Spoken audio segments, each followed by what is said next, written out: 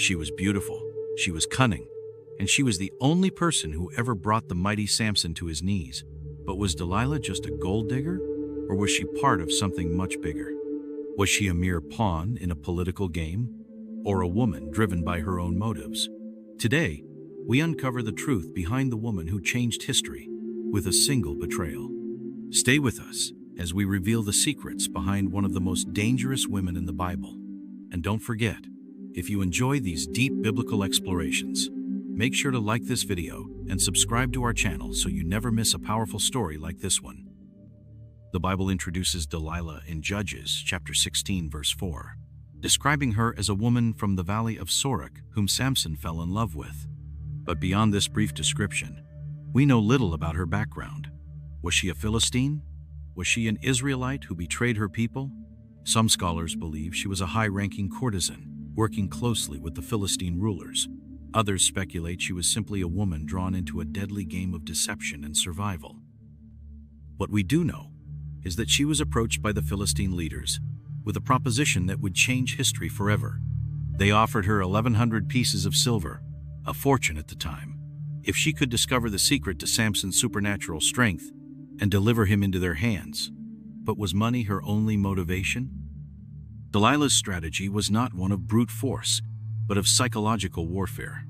She used patience, charm, and emotional manipulation to break Samson's defenses. 3 times she asked him for the secret of his strength, and 3 times he lied to her.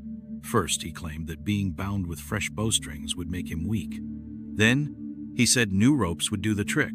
Finally, he suggested weaving his hair into a loom. Each time, she tested his words, only to find that Samson remained as powerful as ever. But Delilah was relentless. In Judges chapter 16 verse 15, she confronted him with an accusation that cut straight to his heart. "How can you say, 'I love you,' when you won't confide in me?"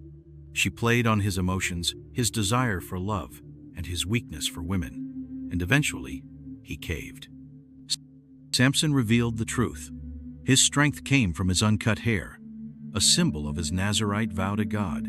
That night, as he slept on her lap, Delilah called in a man to shave off his 7 locks. The moment his hair was gone, his strength left him, and he became like any other man. For the first time in his life, Samson was powerless. Was Delilah merely following orders from the Philistine rulers, or did she have her own agenda?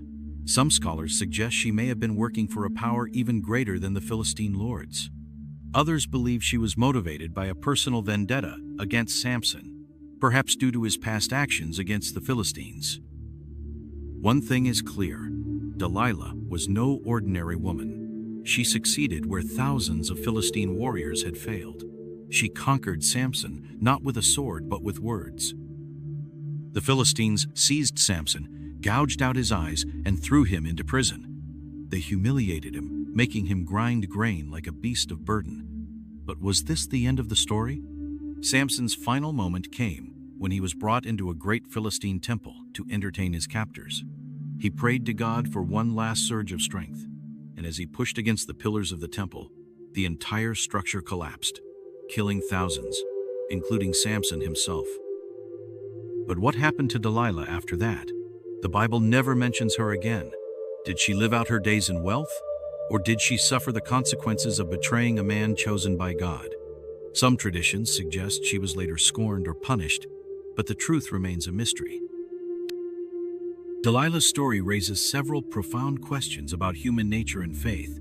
Power versus wisdom. Samson had strength, but Delilah had cunning. Strength alone is not enough to overcome deception. Love versus betrayal. Did Delilah ever love Samson, or was she always an agent of his destruction? The price of temptation. Samson ignored the warning signs and paid the ultimate price. How often do we let temptation lead us astray? The role of divine justice. In the end, Samson fulfilled his destiny, but his downfall could have been avoided had he heeded God's warnings. Delilah remains one of the most infamous women in biblical history. Was she a villain, a victim, or simply a woman trying to survive in a brutal world? Her story is one of temptation, deception, and betrayal, lessons that are still relevant today. So what do you think?